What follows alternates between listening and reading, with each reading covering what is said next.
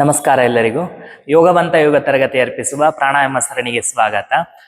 ಕಳೆದ ವಿಡಿಯೋನಲ್ಲಿ ನಾವು ಬಂದು ಶಶಶ್ವಾಸ ಅಥವಾ ರ್ಯಾಬಿಡ್ ಬ್ರೀತಿಂಗ್ ಎನ್ನುವಂತಹ ಅಭ್ಯಾಸವನ್ನ ನಾವು ಮಾಡಿದ್ವಿ. ಈ ವಿಡಿಯೋನಲ್ಲಿ ಅದಕ್ಕಿಂತ ಮುಂದುವರೆದ ಭಾಗ ಬಂದು ಶ್ವಾನಶ್ವಾಸ ಅನ್ನುವಂತಹ ಒಂದು ಅಭ್ಯಾಸವನ್ನ ಮಾಡೋಣ. ಇದನ್ನ ಇಂಗ್ಲಿಷ್ ನಲ್ಲಿ ಡಾಗ್ ಬ್ರೀತಿಂಗ್ ಅಂತಾನೂ ಸಹ ಕರೆಯಲಾಗತ್ತೆ. ಸೊ ಇವತ್ ಮಾಡುವಂತಹ ಅಭ್ಯಾಸದಲ್ಲಿ ಏನ್ ಮಾಡ್ತೀವಿ ಅಂದ್ರೆ, ಇದು ಬಂದು ನಾನು ಕಳೆದ ತರಗತಿನಲ್ಲಿ ಹೇಳಿದ್ನಲ್ಲ, ಶಶಶ್ವಾಸ ಬಂದು ನಮ್ಮ ಶ್ವಾಸಕೋಶದ ಮೇಲ್ಭಾಗವನ್ನ ಶುದ್ಧೀಕರಣ ಮಾಡೋದಕ್ಕೆ ಸಹಾಯ ಮಾಡುತ್ತೆ. ಇದು ನಮ್ಮ ಮಧ್ಯಭಾಗ ಮತ್ತು ಮೇಲ್ಭಾಗವನ್ನ ಶುದ್ಧೀಕರಣ ಮಾಡೋದಕ್ಕೆ ಅಥವಾ ಅದ್ರ ಮೇಲೆ ಹೆಚ್ಚಿನ ಪರಿಣಾಮ ಇರುತ್ತೆ. ಈ ಅಭ್ಯಾಸದಲ್ಲಿ ಮತ್ತೆ ಇನ್ನೊಂದು ಹೆಚ್ಚುವರಿಯಾಗಿ ನಮಗೆ ಸಿಗುವಂತಹ ಪರಿಣಾಮ ಏನಪ್ಪಾ ಅಂದ್ರೆ, ಸೊ ಇದು ನಮ್ಮ ಜೀರ್ಣಶಕ್ತಿಯನ್ನು ಸಹ ವೃದ್ಧಿ ಮಾಡೋದಕ್ಕೆ ನಮ್ಗೆ ಬಹಳಷ್ಟು ಸಹಕಾರಿಯಾಗಿರುತ್ತೆ. ಹೆಸರೇ ಸೂಚಿಸಿದ ಹಾಗೆ ಇದು ನಾಯಿ ರೀತಿ ನಾವು ಡಾಗ್ ಬ್ರೀತಿಂಗ್, ಶ್ವಾನದ ರೀತಿ ನಾವು ಉಸಿರಾಟವನ್ನ ಮಾಡ್ತೀವಿ. ನೀವು ಗಮನಿಸಿರ್ಬಹುದು, ನಾಯಿಗಳೇನ್ ಮಾಡತ್ತೆ ಅಂದ್ರೆ ನಾಲ್ಗೆನ ಹೊರಡೆ ಚಾಚಿ ಬಾಯಿಂದ ವೇಗವಾಗಿ ಉಸಿರಾಟ ಮಾಡ್ತಾ ಇರುತ್ತೆ. ಮತ್ತೆ ಹೊಟ್ಟೆಗೆ ತುಂಬಾ ಚಲನೆ ಕೊಡ್ತಾ ಇರುತ್ತೆ. ನೀವು ಸೂಕ್ಷ್ಮವಾಗಿ ಗಮನಿಸಿದ್ರೆ ಗೊತ್ತಾಗುತ್ತೆ, ಹೊಟ್ಟೆಗೆ ಚಲನೆ ಕೊಡ್ತಾ ಇರುತ್ತೆ, ನಾಲ್ಗೆ ಹೊರಡೆ ಚಾಚಿರುತ್ತೆ, ಬಾಯಲ್ಲಿ ವೇಗವಾಗಿ ಉಸಿರಾಟ ಮಾಡ್ತಾ ಇರುತ್ತೆ. ಕೆಲವೊಂದ್ ಬಾರಿ ನಾಲ್ಗೆಯಿಂದ ಜೊಲ್ ತೊಟ್ಟಿಗ್ತಾ ಇರುತ್ತೆ, ನೀವು ಅದನ್ನ ಗಮನಿಸಿರ್ಬಹುದು. ಇದು ನಮ್ ದೇಹದ ಮೇಲೆ ಏನೇನ್ ಪರಿಣಾಮ ಮಾಡುತ್ತಪ್ಪ ಅಂದ್ರೆ, ನಾವು ಹೊಟ್ಟೆ ವೇಗವಾಗಿ ಚಲನೆ ಕೊಡೋದ್ರಿಂದ ಹೊಟ್ಟೆಯಲ್ಲಿಂತ ಒಳಾಂಗಗಳಿಗೆ ಒಂದು ಮಸಾಜಿಂಗ್ ಎಫೆಕ್ಟ್ ಅಂತ ಹೇಳ್ತೀವಿ, ಒಂದು ಅಂಗಮರ್ದನದ ಪರಿಣಾಮವನ್ನ ಕೊಡ್ತಾ ಇರುತ್ತೆ. ಆ ಮಸಾಜಿಂಗ್ ಎಫೆಕ್ಟ್ ಇಂದ ಹೊಟ್ಟೆ ಭಾಗದಲ್ಲಿರುವಂತಹ ಎಲ್ಲ ಅಂಗಾಂಗಗಳು ಇನ್ನಷ್ಟು ಸಮರ್ಪಕವಾಗಿ ಕೆಲಸ ಮಾಡೋದಕ್ಕೆ ಅನುಕೂಲ ಮಾಡಿಕೊಡುತ್ತೆ. ಅದು ಒಂದಾಯ್ತು. ಮತ್ತೆ ನಾಲ್ಗೆ ಹೊರಡೆ ಚಾಚಿ ವೇಗವಾಗಿ ಉಸಿರಾಟ ಮಾಡೋದ್ರಿಂದ ನಾಲ್ಗೆಯಲ್ಲಿ ಕೆಲವೊಂದೆಲ್ಲ ಸಲೈವರಿ ಗ್ಲ್ಯಾಂಡ್ಸ್ ಗಳಿರುತ್ತೆ. ಆ ಗ್ಲ್ಯಾಂಡ್ಸ್ ಗಳು ಸಹ ಸ್ಟಿಮ್ಯುಲೇಷನ್ ಸಿಕ್ಕತ್ತೆ, ಅದಕ್ಕೆ ಉತ್ತೇಜನ ಸಿಕ್ಕತ್ತೆ ಅಂತ.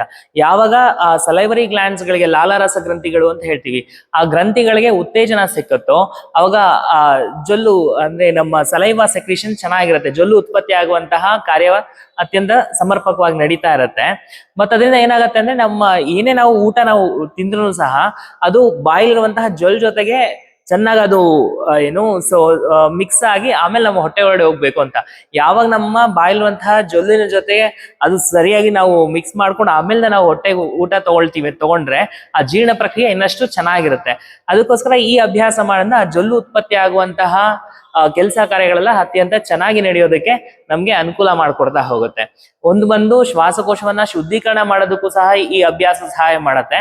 ಅದ್ರ ಜೊತೆಗೆ ನಮ್ಮ ಜೀರ್ಣ ಶಕ್ತಿಯನ್ನು ಸಹ ವೃದ್ಧಿ ಮಾಡ್ಕೊಳ್ಳೋದಕ್ಕೆ ಈ ಶ್ವಾನಶ್ವಾಸ ನಮಗೆ ಸಹಾಯ ಮಾಡುತ್ತೆ. ಈಗ ಅಭ್ಯಾಸ ಕ್ರಮ ಹೇಗೆ ಅನ್ನೋದನ್ನ ನೋಡೋಣ. ನಾವು ಶಶಶ್ವಾಸದಲ್ಲಿ ಏನ್ ಮಾಡಿದ್ವಿ, ಸಂಪೂರ್ಣ ಶಶಂಕಾಸನಕ್ಕೆ ನಾವು ಹೋಗಿ ಸಂಪೂರ್ಣ ಮುಂದೆ ಬಾಗಿ ಅಭ್ಯಾಸ ಮಾಡಿದ್ವಿ. ಇದ್ರಲ್ಲಿ ಏನ್ ಮಾಡ್ತೀವಿ, ವಜ್ರಾಸನದಲ್ಲಿ ಕುತ್ಕೊಳ್ತೀವಿ. ವಜ್ರಾಸನದಲ್ಲಿ ಕುತ್ಕೊಂಡು ನಿಮ್ಮ ಹಸ್ತಗಳನ್ನ ಈ ತರ ಒಳಮುಖವಾಗಿ ಬೇಕಂದ್ರೆ ತಿರುಗಿಸ್ಕೊಳ್ಬಹುದು, ಅಥವಾ ಈ ತರ ಮುಮ್ಮುಖವಾಗಿ ಬೇಕಂದ್ರೆ ತಿರುಗಿಸ್ಕೊಂಡು ಅಭ್ಯಾಸವನ್ನ ಮಾಡ್ಬೋದು. ಹಿಂಗ್ ಒಳಗಡೆ ತಿರುಗಿಸ್ಕೊಂಡ್ರೆ ನಿಮ್ ಎದೆಯ ಭಾಗವನ್ನ ವಿಶಾಲಗೊಳಿಸಕ್ಕೆ ನಿಮ್ಗೆ ಅನುಕೂಲ ಮಾಡಿಕೊಡುತ್ತೆ.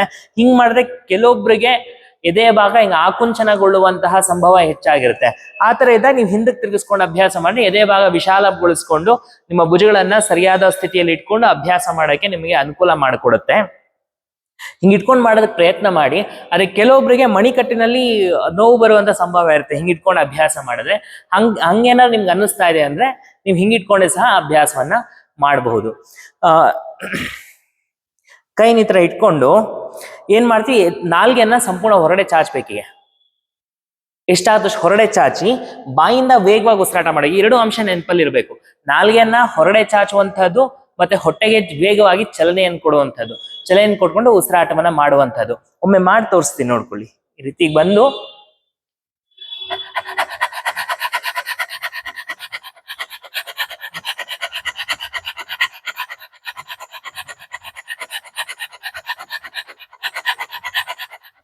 ಈ ರೀತಿ ಅಭ್ಯಾಸ ಇರುತ್ತೆ. ಇಷ್ಟು ವೇಗವಾಗಿ ನಿಮ್ಗೆ ಮಾಡಕ್ಕಾದ್ರೆ ಒಳ್ಳೇದು. ನಿಮ್ಗೆ ಏನಾದ್ರು ಅದು ನಿಮ್ಗೆ ಹಿಡಿದಕ್ಕೆ ಸಿಗ್ತಾ ಇಲ್ಲ, ಅಷ್ಟೊಂದು ವೇಗವಾಗಿ ಆಗ್ತಾ ಇಲ್ಲ ಅಂತ ಹೇಳಿದ್ರೆ ನಿಧಾನಕ್ಕೆ ಅಭ್ಯಾಸ ಮಾಡಿ.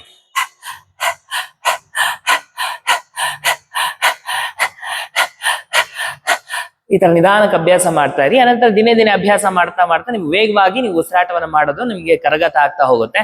ಅಲ್ಲಿಗೂ ನಿಧಾನಕ್ಕೆ ಅಭ್ಯಾಸ ಮಾಡ್ತಾ ಇರಿ, ಏನು ಸಮಸ್ಯೆ ಇಲ್ಲ. ನೀವು ಇದನ್ನ ಒಂದೇ ಸರಿಗೆ ನೀವು 1 ನಿಮಿಷ 2 ನಿಮಿಷ ಅಭ್ಯಾಸ ಮಾಡಕ್ಕಾದ್ರೆ ಒಳ್ಳೇದು.